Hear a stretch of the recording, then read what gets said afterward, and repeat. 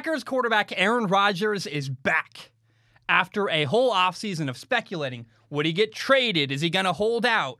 Maybe will he retire?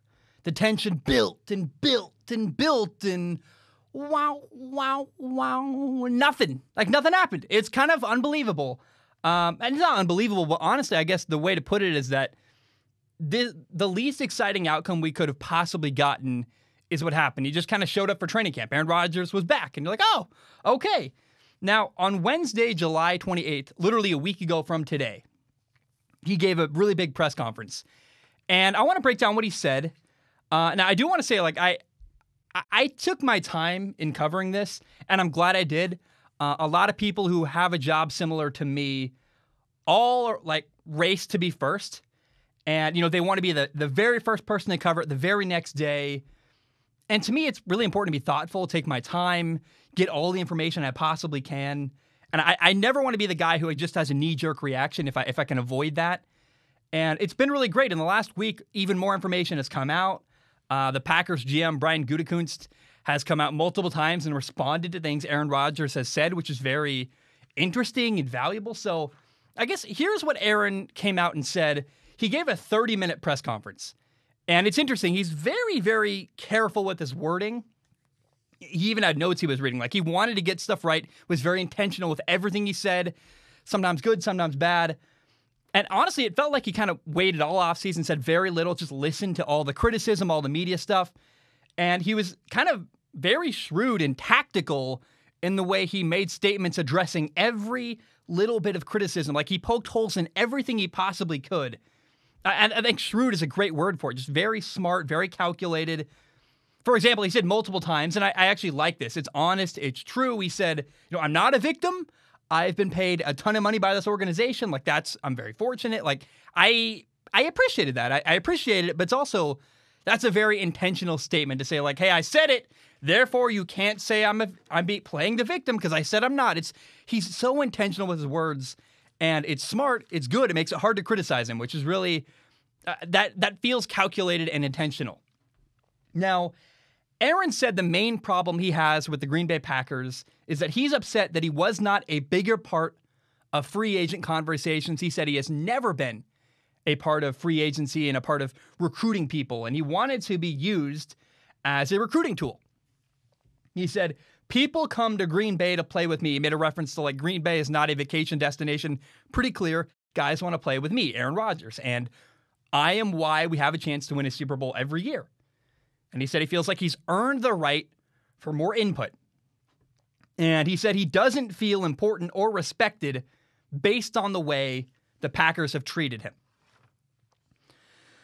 And, man, there's a lot to break down there. And there's already a lot. I've only shared a part of his frustrations. We will get into way more down the road. I'm going to try to address everything I can, all of Aaron Rodgers' frustrations. But I first want to talk about Aaron Rodgers' desire to be included in free agency discussions. And I want to say I totally understand where he's coming from. He said, I'd like to have more control over things that directly impact my career. I'm like, yeah. I mean, if you're Aaron Rodgers and you're like, hey, I want to win another Super Bowl. I want to do well. I want to win more MVPs. I want to play with good people. And that I get it. Makes total sense. He even said, like, I want to have, more control over things that directly impact the end of my career. And I'm like, yeah, again, of course, like Tom Brady's out there trying to get as many good players as he can. So, of course, Aaron Rodgers want to do that too. Like, if you're a veteran player, you can feel you're aging a little bit. Like, hey, I want to end well and do good. And so Aaron wants power. He wants to build his own team. Basically, he wants to be like LeBron James with the LA Lakers. We see LeBron James in NBA free agency right now, bringing in all his friends, paying as many people as he can. Carmelo Anthony, Russell Westbrook, getting him traded in. Like, all of his buddies are coming to LA to play basketball with him. Basically, it sounds like that's what Aaron Rodgers also wants. And on top of that, Aaron claimed that the Packers do not treat players very well when they leave the team. When a guy is not brought back in free agency, and he listed 12 veterans, by the way, who left at some point during Aaron's career. He said he listed Charles Woodson, Julius Peppers, Jordy Nelson, Clay Matthews, Randall Cobb, James Jones, John Kuhn, Brett Good, TJ Lang, Brian Balaga, Casey Hayward, Micah Hyde, like 12 dudes who he felt like, he said, quote, they were exceptional players for us, many who were not offered a contract by Green Bay at all, or they were extremely lowballed, and he said they were not given the respect that players of their status deserved. And then Aaron also called them high character guys who were core to their locker room. First of all, Aaron makes bucket loads of money. And to be frank, like when you pay your quarterback a ton of money, you have less money to spend in free agency and on veterans. If you pay your quarterback a massive percentage of your salary cap, you're going to have to play with not as good of players, and you're going to have to, pay rookies and young players instead of veterans because rookie contracts are just cheaper in today's NFL. And it's a bit, Aaron never took a pay cut. There's never any moment in Aaron's career where he said, I'll take less money to win. And we've seen, the direct comparison has to be Tom Brady, who's done that multiple times. And it just feels a bit rich for a guy to say, why didn't you bring back my friends? And frankly, overpay aging veterans when he's taking a massive amount of the salary cap. It just feels weird. Like you can't have both. And I want to say that it feels wrong to me, but I'm getting distracted from the point. I want to talk about Aaron having influence in free agency, because there's a big disconnect or a big misunderstanding that I think Aaron and many people in the public have. Everybody, including Aaron, talks about respect. And I think Aaron's massive contract is an example of him getting a lot of respect from the Green Bay Packers. Hey, we respect what you do. We respect how talented you are. We are going to reward your success, what you've done on the field, your ability, with a lot of money. Now, if you want to have influence in free agency, you need to build relationship.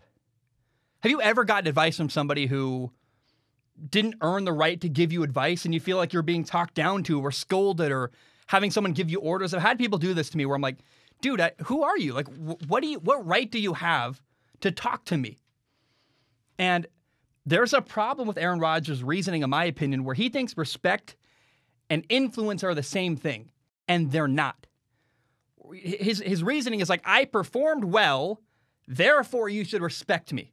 Totally, yes. You are an MVP caliber quarterback. You've won multiple MVPs. You won a Super Bowl. Aaron Rodgers obviously demands respect. But the next one is, I performed well, therefore you should allow me to influence you. No. Hold on. What if I don't trust you? We don't have that kind of relationship. And that it's not just football. It's every aspect of human life. If someone doesn't earn the right relationally to have influence over you and your decision-making, then they don't get the right to have influence in decision-making. And Aaron literally came out and said in his press conference, yeah, I have a business relationship with the Packers GM, Brian Gutekunst. So they're not buddies. And that's, again, it's so hard for me not to make a comparison to Tom Brady every time Aaron Rodgers comes up, because they're both aging quarterbacks in similar situations where Tom has a lot of power and influence over the offense and the system and the players that are brought in. It seems like Aaron doesn't have that same amount of influence, but I also don't think Tom Brady would ever say, yeah, I've got just a business relationship with the Buccaneers general manager. He would probably say, we're friends. I like him. We get along really well. It would come across very differently than a standoffish kind of, yeah, we just work together attitude. And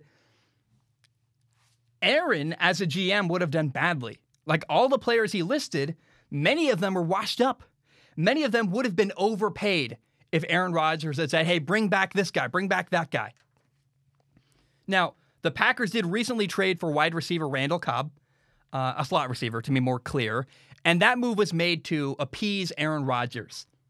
So the Packers are now paying Randall Cobb $5.25 million this fall. He's 30 years old.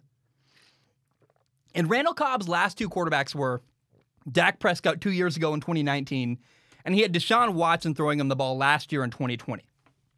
He had 55 catches in 2019, 38 catches last year in 2020. Oh, and he gets hurt a ton. He's not a guy who's been healthy recently. In fact, Randall Cobb has not played a full season in the NFL since 2015. So he's aging, his production is down, he's injured, but Aaron really wants this guy, so we're going to bring him in.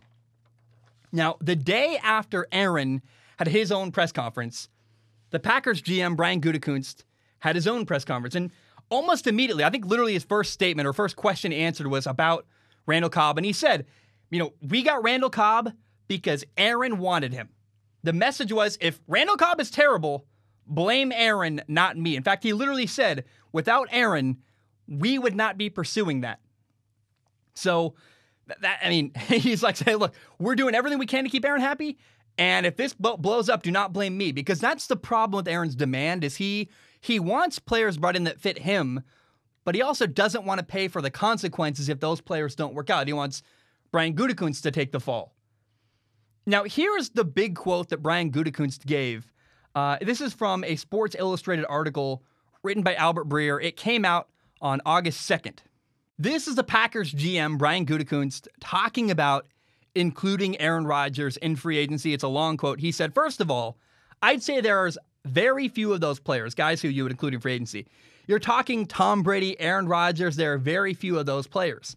The quarterback position, particularly because he's affected by so many things, and particularly on your offense.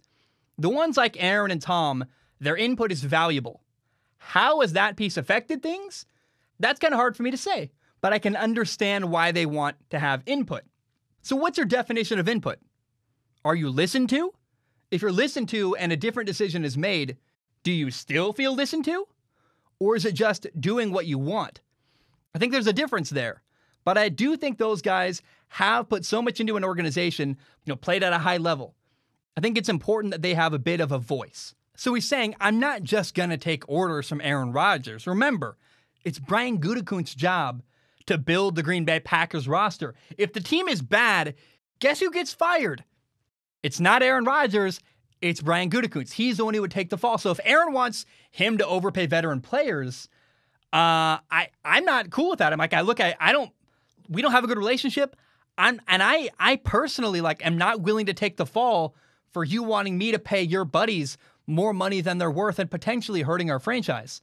Remember, Brian Gutekunst's job is not necessarily to help Aaron Rodgers. His job is to do what's best for the Green Bay Packers. And if what's best for the Green Bay Packers isn't what's best for Aaron Rodgers, therein lies a massive problem. I've said many times, there's going to be a day where people have to decide, am I a Green Bay Packers fan or an Aaron Rodgers fan? It appears like we're not quite there yet, but we're heading in that direction. By the way, the Packers have gone to 2 straight NFC championship games. So I look at them like the GM's doing a good job. Who in their right mind can possibly say the general manager's the problem? The team simply isn't good enough. What general manager in the world gets fired after going to 2 back-to-back NFC championship games, 1 game away from a Super Bowl? The whole offseason, I've said the same thing. I don't really understand how you can be angry with a guy who's clearly giving you a good enough team to have a ton of success. It's not like they're the Houston Texans or the Jacksonville Jaguars. The Packers are a good football team.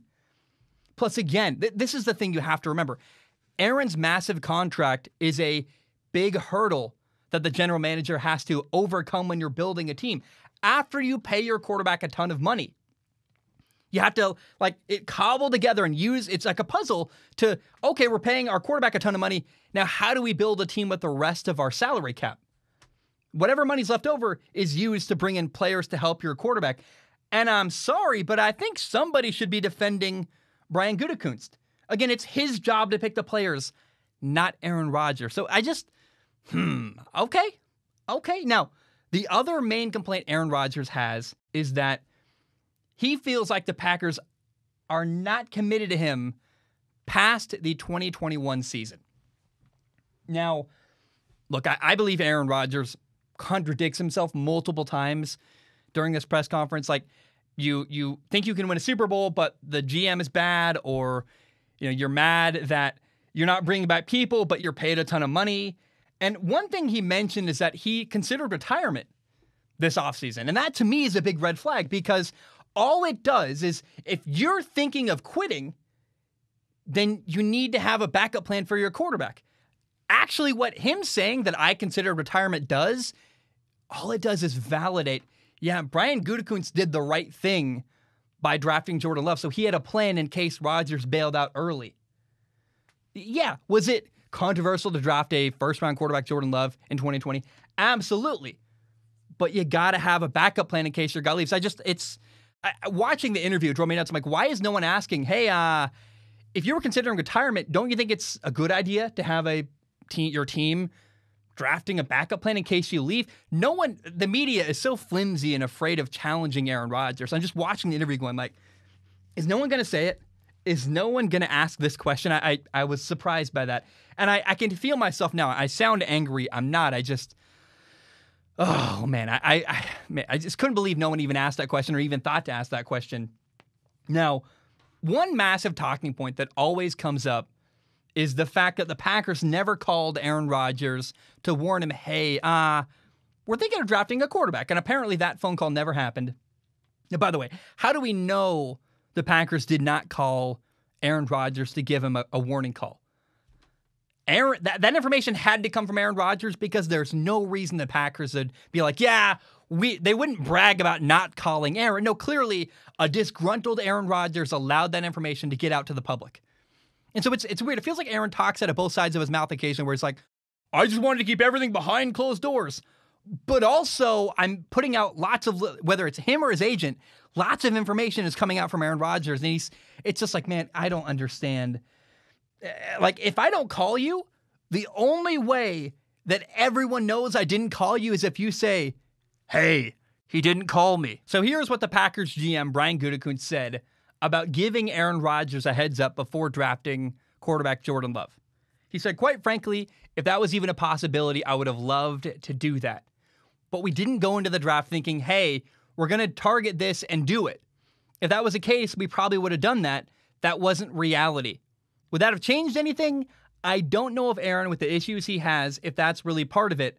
But a player like Aaron, in a situation like that, you would have loved to give him a heads up. It's just that the way this thing transpired, that wasn't a possibility. So I've said this all along. Apparently the Packers, and like I always have said, they didn't plan on drafting Jordan Love. They did not believe Jordan Love was going to fall that far back into the NFL draft where they could get him later in the first round. This wasn't their plan all along. But when they realized they had a shot at Jordan Love, they took their shot and pulled the trigger. And look, when you're on the clock in the NFL draft, you have 10 minutes, a ticking time clock, 7 minutes, 6 minutes, 5 minutes. You're not going to call Aaron and say, hey, Aaron, I know time is sensitive, and if we don't pick this guy, we got to come up with something else. Are you okay if we draft Jordan Love? That conversation's not going to happen. Again, especially if they have, quote, from Aaron, a business relationship.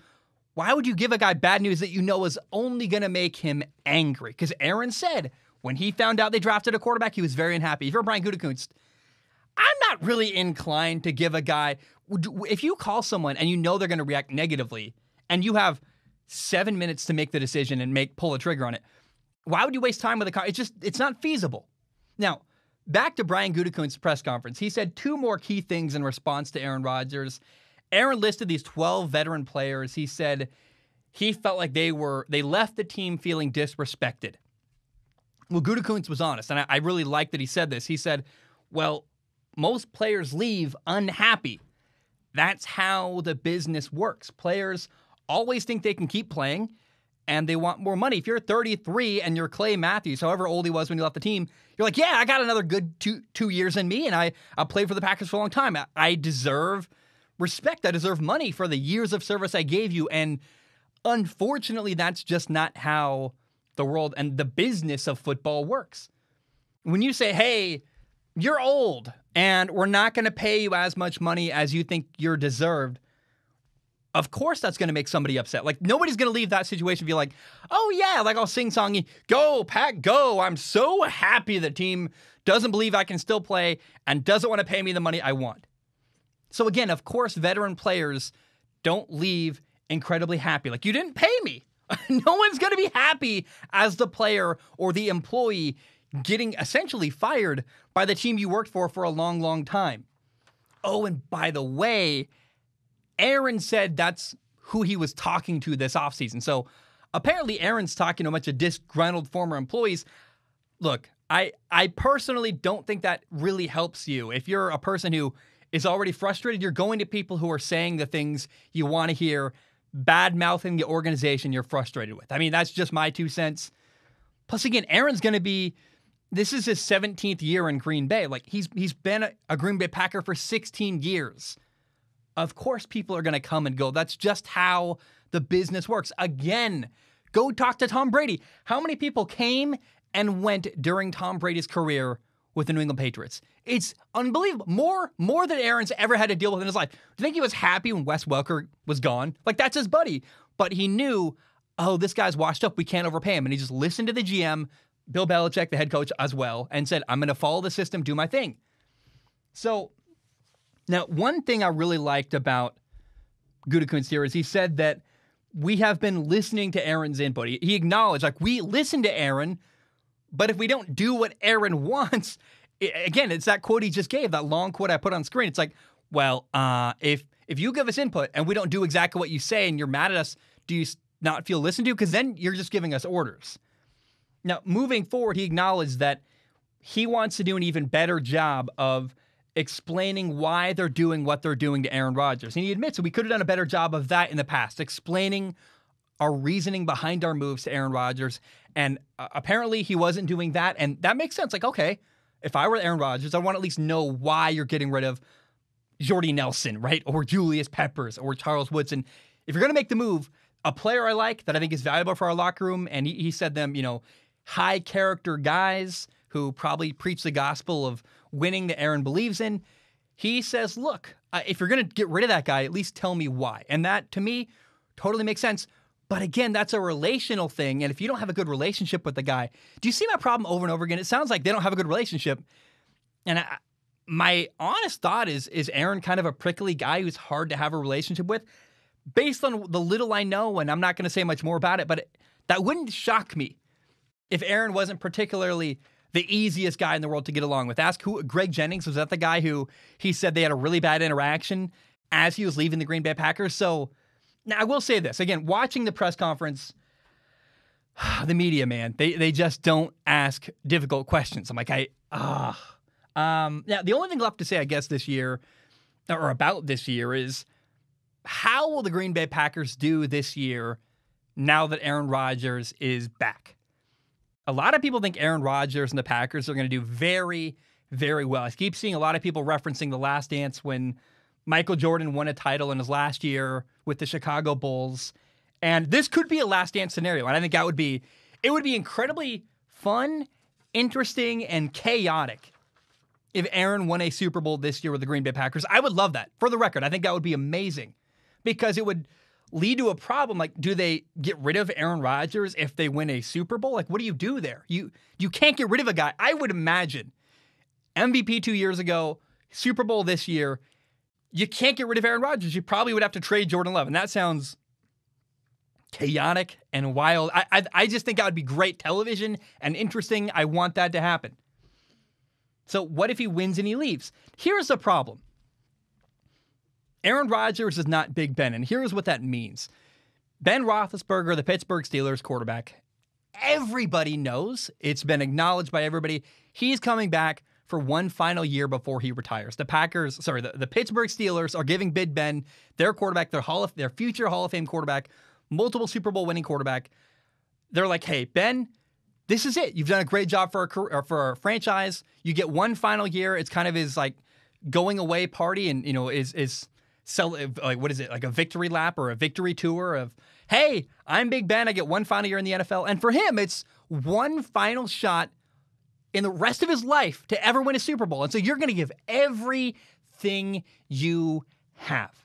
It's kind of like when you're a high school senior and this is the last time I ever get to play high school football, or maybe a college senior in the NCAA. This is my last chance ever to wear this jersey. It's truly like your one last ride. But the thing is with Aaron Rodgers that it seems like Aaron wants to play somewhere else next year. The Packers refused to trade him this year because it was too expensive, and trading him this offseason didn't make any financial sense. So they said, look, we're not going to do anything. Come back or don't, but it's on you, not us. It was too expensive. But the big belief is that Aaron will be traded likely to the Denver Broncos this next offseason in 2022. And this is not a unique comparison, but it is honest. And I know it's not the most original thing I've ever said, but it's just truly what I believe. It's common knowledge that when you give your 2-week notice at work, that they're checked out. In the back of your mind, you're always thinking about the next step. And I'm going to give you insight into my own life. In 3 days, literally, today is Wednesday, so Thursday, Friday, Saturday. On Saturday, 5:30 in the morning, I am moving to Hawaii. It's like 2,500 miles. It's a plane flight. It's been an insane logistical thing. It's taken up literal months of my life planning, strategizing, figuring things out. Like my credit cards are maxed out. It's crazy what I'm doing. And I want to ask, like, do you understand how hard it is to live in Portland, Oregon, a place I grew up, but I really have no affinity for? I don't really like. It's been incredibly difficult to live in Portland, Oregon when I want to be in Hawaii, and I know that in 2 months' time, I'll be in Hawaii living near a beach. When you have that on your horizon, it's always on your mind, and it's so hard to not look ahead to the next thing. So fundamentally, if Aaron is planning to play somewhere else next year, I believe it's going to affect him negatively this year. And there's just no way around it. I don't know how the Green Bay Packers are going to have a successful, amazing year this year. People think they're going to be amazing and have one final ride, and that's a magical, cool story, but I don't quite buy into that. And I also, it'll sound like I'm taking a shot at Aaron Rodgers, but it's my job to give you my analysis, to say my opinion. Aaron appears like the kind of guy who likes to point fingers, who hates to take any blame, does not take accountability for anything. He got Mike McCarthy fired, it seemed like. There's multiple times, like, Aaron appears like a guy. When Aaron's mad, he glares at you. It's always the receiver's fault. How dare you suggest Aaron Rodgers did anything wrong? And in fact, Brian Gutekunst, they've failed to win a Super Bowl 2 years in a row. They've been right at the doorstep of a Super Bowl, the NFC Championship game. And Aaron, therefore, because they haven't succeeded, I would imagine, I'm inferencing here, but it seems like the person he's chosen to blame for those losses is Brian Gutekunst for not getting him better players, not giving him more input in free agency.